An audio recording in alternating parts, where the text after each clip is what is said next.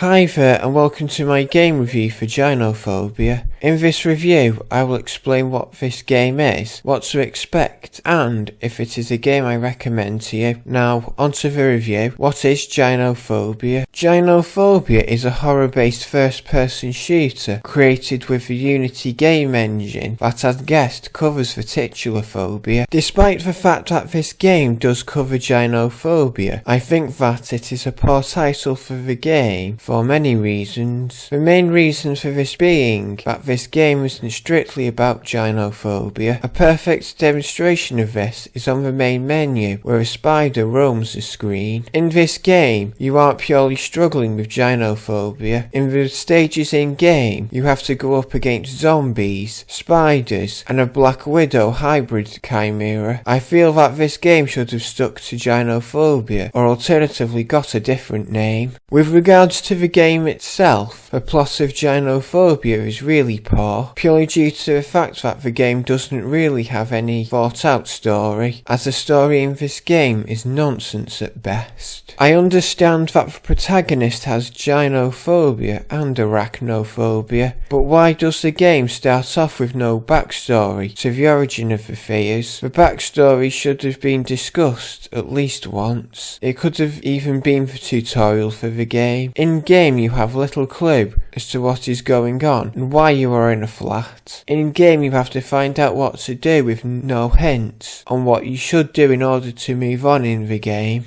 The gameplay for this game is also atrocious, since the game itself is a hodgepodge of concept ideas. The game design often makes no sense in the context of the game. Take the start of the game, it starts off in someone's flat. However, you are unjustly trapped inside the flat. As expected, your objective is to figure out what to do next before entering the game's other levels. This is done in a way that is seen in Silent Hill 4. However, unlike Silent Hill 4, there is no real sense of a functioning story and structure of the game. Aesthetically, the game itself isn't particularly pleasing. The game has graphics comparable to a mid-2000s game. However, the game is a pick and mix in its art style. Take the flat you're in, for example. The modern aesthetic is present in its design. However, throughout the flat, there are plenty of historical paintings strewn on the walls. The paintings are even in what I presume is a teenager's bedroom. It also looks out of place in the said bedroom, since the same room has posters for games on the opposite side of the room. This is before the mix of level settings which have no artistic cohesion. The game level structure is strange, uninspiring, and often makes no sense. As previously stated, you have to find out what to do in the flat in order to get to the next level, but in game, after you do tasks to proceed, the game gives you a level to play on. The first level is set in a computer game the main character is playing on. This section starts off in sewers, fighting through hordes of zombies. After you manage to escape the sewers, you find yourself in a city centre. The city centre has hordes of zombies that chase you, whilst you are trying to find parts to repair a van in order to escape.